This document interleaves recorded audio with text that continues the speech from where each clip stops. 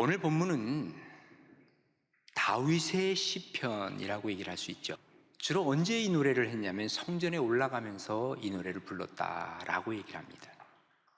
근데 그 내용을 보면 하나님의 마음, 하나님의 정신, 하나님의 생각으로 이 노래를 지었고 불렀다 하는 것이 느껴지지 않습니까? 내용은 단순합니다. 형제가 연합하여 동거하는 것이 너무너무 아름답다는 것입니다.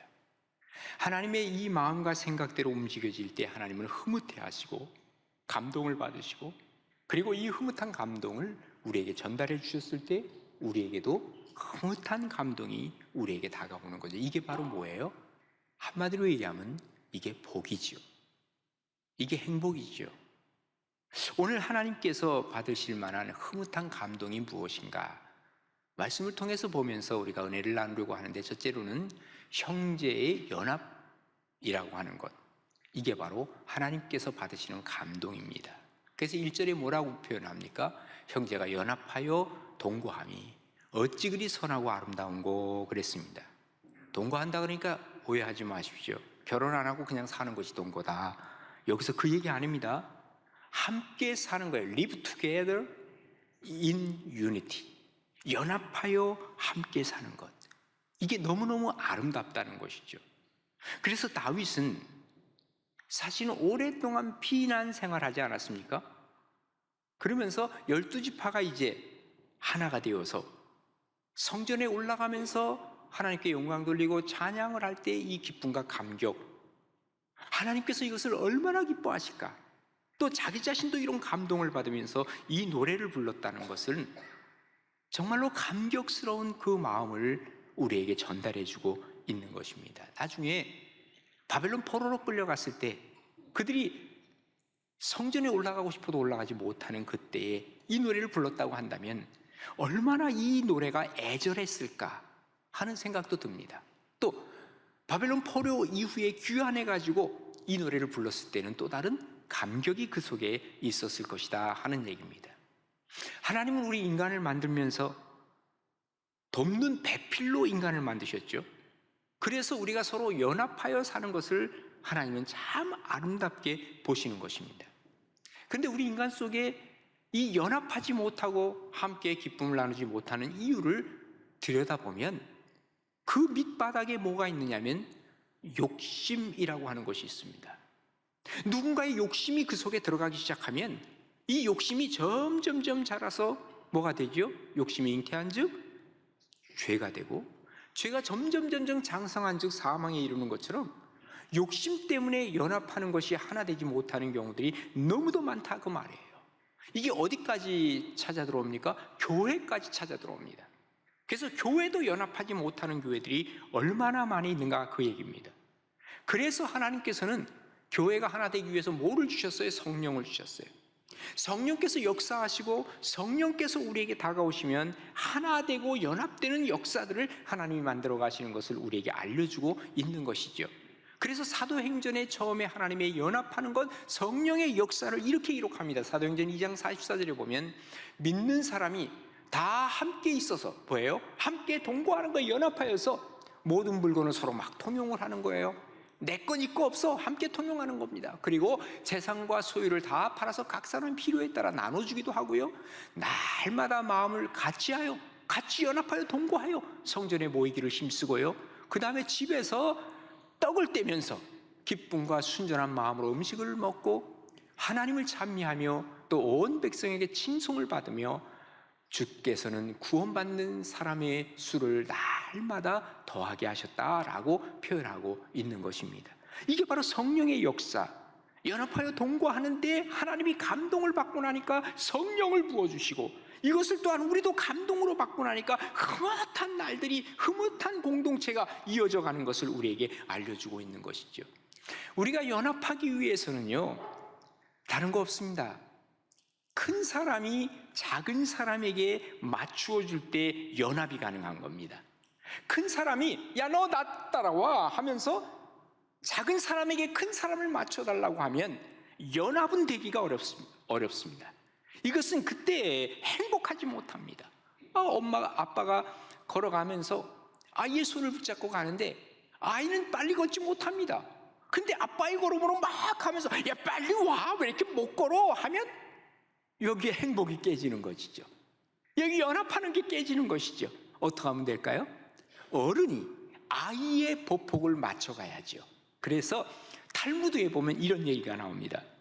내 아내가 작거든 그 아내의 속삭이는 소리를 듣기 위해서 내가 무릎을 꿇고 허리를 굽혀라 라는 말이 있습니다.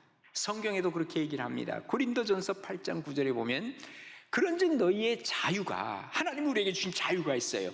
그런데 그 자유가 믿음이 약한 자들에게 걸려 넘어지게 하는 것이 되지 않도록 조심하라 그랬어요. 그러니까 난 자유로운데 뭐 아무 데나 아무거나 다 해도 돼, 그게 아니라 믿음이 약한 사람들이 보면서 아이고 야야 저 사람 술집에 들어가더라, 야 어떻게 안수집사가 그럴 수 있어?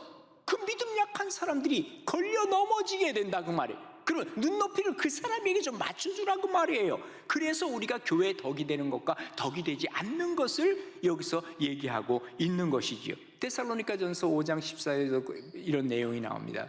또 형제들아 너희에게 권면하는데 게으른 자들을 권계하고 마음이 약한 자들을 격려하고 그리고 힘이 없는 자들을 붙들어주면서 모든 사람에게 오래 참을 수 있어야 된다, 이렇게 얘기를 합니다. 오히려 연약한 자들 중심으로 해서 나아간다고 하면 이게 바로 연합하는 길이라고 하는 것을 우리에게 알려주고 있는 것입니다.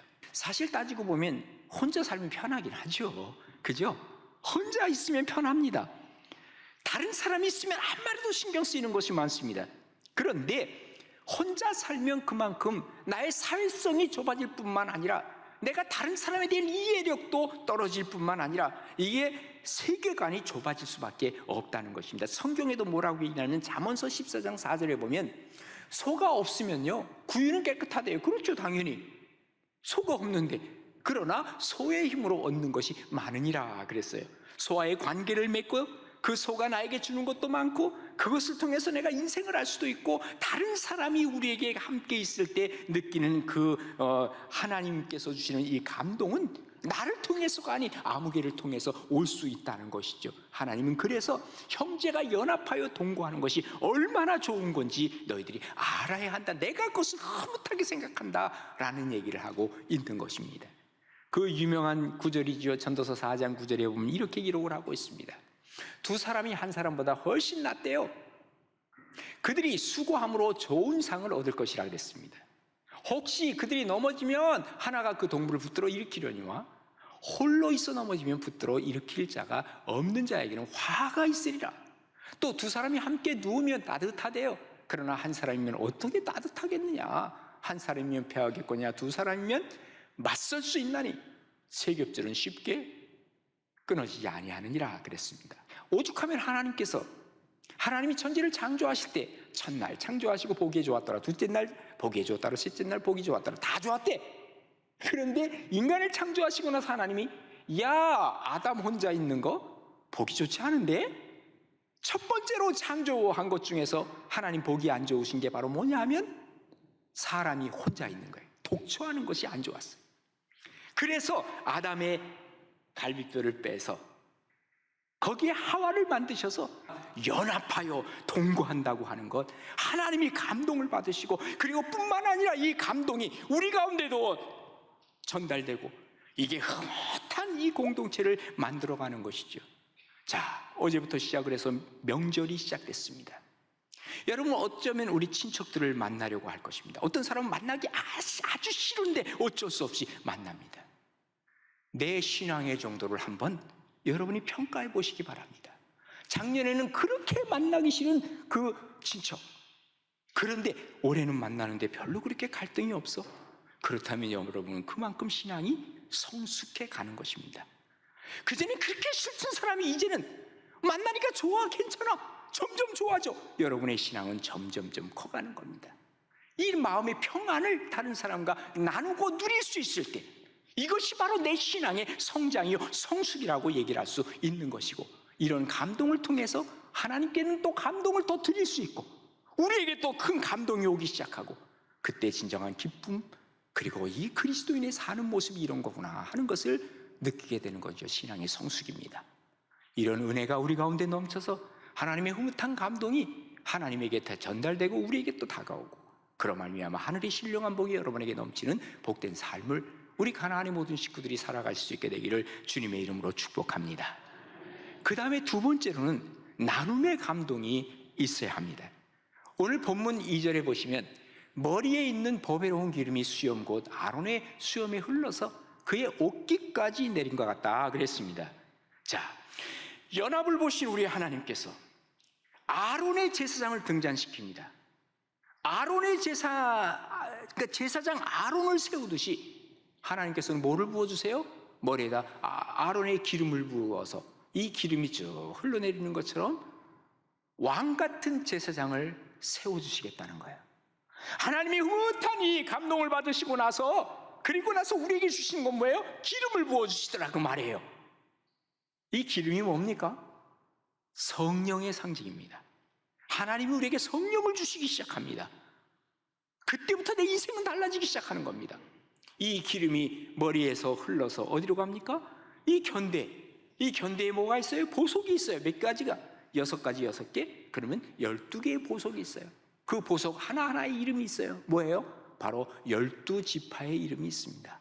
이 기름이 흐릅니다. 또 수염에 흘러서 이 흉배가 있죠. 흉배에도 12개의 보석이 또 있습니다.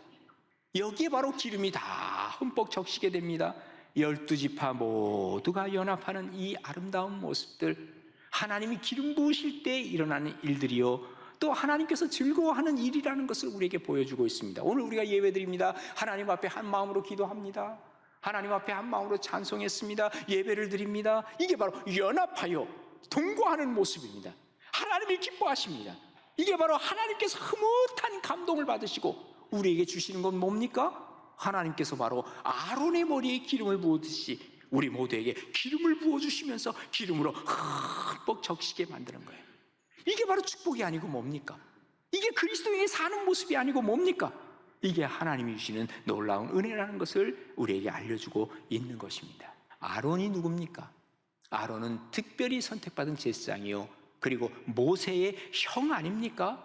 정말 영광스러운 그런 사람입니다. 우리를 향해서 바로 내가 너에게 기름을 부어준다, 왕같은 제사장으로 세우는 것은 바로 형제에 연합하여 동거하는 아름다움을 보고 내가 이렇게 준다는 것이죠. 연합하여 나눔이 있을 때 우리는 분열의 아픔에서부터 일어설 수가 있는 겁니다. 반면에 내가 연합하여 동거함을 잃어버리게 되면 분열의 아픔을 우리는 경험할 수도 있다는 것이죠. 고린도 교회가 그랬습니다. 처음에 아주 이 분열의 위기까지 갔죠. 나는 말이야 바울파야, 나는 아볼로파야, 나는 베드로파야, 나는 그리스도파야 하면서 서로 분열하려고 하는 그들의 모습을 보면 참 정말 사도 바울이 너무너무 가슴 아팠던 거죠. 그래서 너희들이 그렇게 해서는 안 된다 하면서 오늘 연합하여 동거하는 이 내용들을 정말 우리가 가슴에 담아야 할 것을 얘기하고 있는 것이죠. 명절이지요. 오늘이 바로 설날입니다. 많은 음식들을 차려놓을 것입니다. 그러나 아무리 많은 음식이 있어도 화목하지 못하고 함께 기쁨을 나누지 못하면 그 음식이 아무 소용이 없다고 성경은 우리에게 알려주고 있죠. 그래서 잠언서 17장 1절에 뭐라고 얘기를 합니까? 떡국 하나만 있고도 화목하는 것이 집안에 전을 부치고 갈비찜이 집안에 가득하고도 다투는 것보다 나으니라, 그렇게 써있죠. 마른 떡 한 조각만 있고도 화목하는 것이 제육이 집에 가득하고 다투는 것보다 훨씬 낫다라고 말씀해주고 있는 거예요. 우리가 정말 다투면서 매일같이 명절 때마다 얼굴 붉히면서 서로 불편해가면서 모임은 모여야 되고, 이게 무슨 일입니까? 그저 함께 즐거워하고 함께 기뻐하고, 야 오늘도 우리 조카 만난다, 예, 우리 처조카 만난다, 야 우리 시댁 식구들 만난다, 못 보던 그분들 만나야지, 이런 기쁨이 정말 있습니까? 아이고 오늘도 씨월드 만난다, 아이고 처갓집 거 만나는 거 별거 아닌데 만나야 되기 때문에 만난다, 이게 얼마나 불쌍한 만남입니까? 예, 특별히 만나면 서로 불편하지 않도록 말에서도 조심을 해야 되는데, 특별히 말이죠, 조카 만나고 손자 만날 때 정말 조심해야 할 것이 있다 그러죠. 언제 결혼하니? 이거는 덕담이 아니라 이거는 아이들에게 굉장히 불편하게 만드는 얘기라 그러죠. 절대로 물어보지 마십시오. 이렇게 얘기하면 그럼 뭘 얘기를 합니까? 그리고 아니 그게 뭐가 그렇게 불편합니까? 라고 여러분이 묻는다면 여러분이 이미 꼰대가 된 겁니다. 상대방을 이해하지 못하는 거예요. 아이들은 뭐라고 얘기하는지 아세요? 그거 묻는 것은 꼭 뭐 같은지 아세요? 할아버지 언제 돌아가세요? 이거 묻는 것과 똑같다는 거예요. 그 이해를 해보라고요. 상대방이 지금 자기도 너무 힘들어하는 걸 자꾸 그걸 명절 때마다, 그것도 한두 번이 아니고 이 사람 저 사람 다 물어보면 내가 안 갈래, 불편한 겁니다. 우리가 이 나눔의 감동이라고 하는 것은 상대방의 입장을 중요하게 생각하는 것 아니겠어요? 그 감동의 말을 하고 감동의 행동을 하고 그리고 감동의 우리의 모든 일들이 이루어질 때 이것은 형제가 연합하여 동거하는 것이 된다는 것이죠. 특별히 믿지 아니하는 가족과도 만나게 될 겁니다. 아까도 말씀드린 것처럼 나의 성숙함을 한번 점검해 볼 수 있는 좋은 기회가 됩니다. 내가 과연 얼마큼 성숙했나, 작년에 비해서. 그것을 이 사람들과 얼마큼 내가 화목하느냐에 따라서 우리가 성숙도를 가늠해 볼 수 있다는 것입니다. 특별히 마귀를 가리켜 뭐라 그래? 디아볼로스. 디아라고 하는 것은 이 사이라는 얘기입니다. 사이를 내는 게 디아. 볼로스 하는 것은 이 발로우라는 단어에서 나오는데 갈라 넣는다는 말이거든요. 갈라 놓는다는 거예요. 그러니까 사이를 갈라 놓는 게 디아볼로스예요. 저 사람과 나 사이에 뭔가 디아볼로스가 있게 되면 사이가 갈라지는 겁니다. 그 이 사람과 저 사람을 내가 갈라놓을 수 있습니다. 디아볼로스가 그 속에 들어가면 갈라놓는 겁니다. 그런데 우리 그리스도인들은 하나 되게 하는 그 역할을 우리가 하고 있는 것입니다. 나 자신도 불편하지 않고 또 저 사람들 사이도 불편하지 않도록 만들어주는 게 바로 우리 그리스도인들의 어쩌면 모습이라고도 얘기할 수 있겠죠. 이번 명절을 통해서 한번 나 자신의 신앙도 점검해보고 정말 이 나눔의 감동을 하나님 앞에 드리고 그로 말미암아 하나님께서 넣어주시는 이 기름을 통해서 나도 감동을 받고 또 너에게도 감동을 나눠줄 수 있는 이 모습, 성숙한 그리스도인이죠. 이런 은혜와 축복이 하나님 보시기에 흐뭇한 이러한 감동이 우리 가운데 넘쳐나서 많은 사람과 함께 나눔의 기쁨이 넘치는 복된 명절과 우리의 삶이 되기를 주님의 이름으로 축복합니다. 마지막으로 영생의 감동이 우리에게 오는 것입니다. 오늘 본문 3절에 뭐라 그럽니까?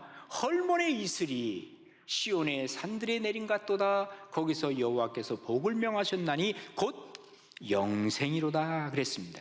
자, 우리가 구원은 어떻게 받죠? 개인적으로 받아요.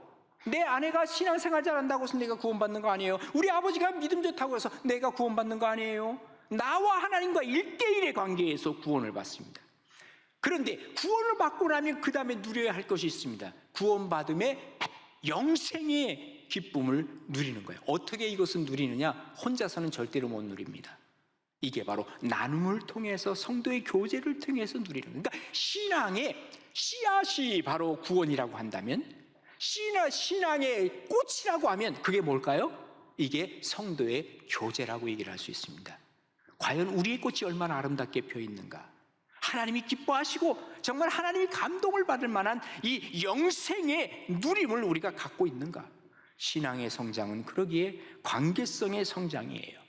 그래서 이 영생의 복을 누릴 수 있다면 우리의 신앙은 성장해가고 있는 것입니다. 우리가 노래하죠. 산천도 초목도 새 것이 되었고 죄인도 원수도 친구로 변한다. 새 생명 얻은 자 영생을 맛보니 주님을 모신 맘 새 하늘 이로다. 영생을 맛보며 주 안에 살리라. 오늘도 내일도 주 안에 살리라. 되었다. 영생을 맛보며 원수까지도 친구로 변했고요. 이게 바로 새하늘이 우리 가운데 오는 것이고요, 구원받은 사람의 그 아름다운 꽃들이 열매가 맺혀지는 겁니다. 오늘 성경은 뭐라 그러냐면요, 이게 마치 뭐와 같다 그랬어요? 헐몬 산에 이슬이 시온산까지 내리는 것 같다 그랬어요. 이스라엘 저 북동쪽으로 가면요, 아주 높은 산이 있습니다. 2814m.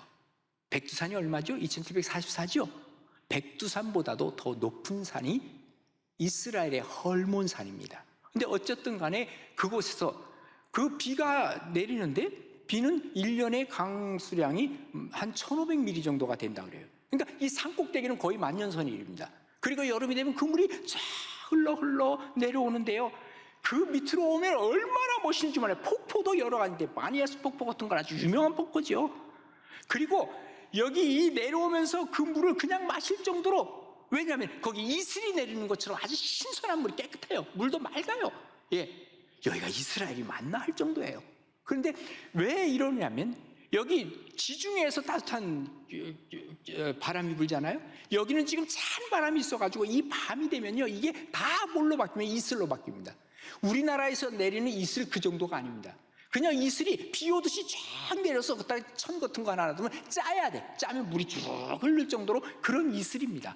어쨌든 그 물이 흘러 요단강으로 흘러내려가고, 그리고 나중에 사해로 흘러가는 그 모습을 보게 되는데, 여기서 주님께서 하신 말씀이 있는 거예요.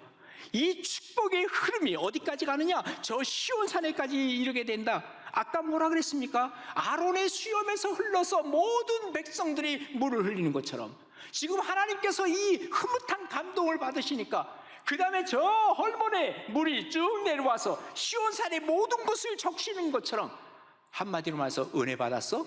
너 구원받았어? 영생을 누리기 위해서 이 물이 흘러 많은 사람들과 함께 나눔이 있다 하는 것을 하나님께서는 알려주고 계시는 것이죠. 여기에 식물이 풍성합니다. 생수가 풍성합니다. 이게 바로 영생의 복이라고 하는 것을 우리에게 알려주고 있습니다. 호세아서를 통해서 보면요, 참 많이 힘들고 이스라엘 백성들이 이제는 이거 어떡할 것인가 하는데, 여기 회복의 역사를 이렇게 쓰고 있어요. 너희들 봐라, 내가 이스라엘에게 이슬과 같을 것이다. 그가 백합화같이 피게 될 것이고, 레바논의 백향목같이 뿌리가 박힐 것이고, 그의 가지는 퍼지고, 그리고 그의 아름다움은 감람나무와 같고, 그의 향기는 레바논 백향목 같을 것이다. 그리고 그 그늘 아래서 거주하는 자가 돌아올지라. 그리고 그들은 곡식같이 풍성하게 될 것이고, 포도나무같이 꽃이 필 것이고, 그 향기는 레바논의 포도주같이 되리라. 이것처럼 그 축복과 이것처럼 흐뭇한 하나님의 이 감동이 어디 있겠습니까? 이게 바로 그리스도인들의 회복입니다. 기독교 신앙은 어디에서 시작한다고요? 영생에서 시작합니다. 구원에서 시작합니다. 그리고 연합으로 말미암아 꽃 피우면서 영생을 누리게 되는 것, 이게 바로 그리스도인들이 가야 하는 길이라는 것이죠. 그래서 제가 전도사님들에게 강조하는 게 뭐냐면, 애들이 구원받았냐 받지 않았느냐를 꼭 체크를 하라는 얘기를 제가 하고 있습니다. 그게 안 되면 아무리 기독교 교육을 한다고 해도 그 기독교 교육을 통해서 사람이 바뀌지 않습니다. 구원을 통해서 바뀌어지는 것이죠. 그래서 오늘 성경은 뭐냐면, 헐몬의 이슬이 시온산에 내림같이 이것이 계속 내려오는데, 그게 바로 하나님이 주시는 영생의 복. 그 영생을 받고 나니까 영생을 누리게 되는 이러한 축복, 이런 은혜, 이것을 보게 된다고 하는 얘기죠. 구원과 영생이 시작되면 사람은 변화되는 것입니다. 영적인 것에 대해 관심을 갖습니다. 하나님을 찾게 됩니다. 또 사람에 대한 관심이 있습니다. 하나님의 영생의 감동이 우리에게는 체험적인 신앙으로 바뀌어지게 되는 것이죠. 여러분, 형제가 연합하여 동거하는 것이, 이거 뭐 별거 아닌 것 같아도 이게 하나님을 감동시키는 것입니다. 그래서 연합의 감동, 그리고 이것이 다른 사람에게 나눠질 때 나눔의 감동, 그리고 하나님께서 이것을 받으시면서 주시는 영생의 감동이 계속해서 이어져가는 축복, 이것이 우리 가나안 교회 주신 하나님의 은혜요 축복이요, 하나님 앞에서 우리가 온전히 얻어야 할 그러한 연합의 축복인 것을 기억하시면서, 이번 한 줄 사시면서 또 많은 사람들도 만나게 되고 또 우리가 여러 가지 계획도 할 것입니다. 이러한 감동이 넘치는 인생이 바로 여러분 우리 모두의 인생이 되기를 주님의 이름으로 축복합니다.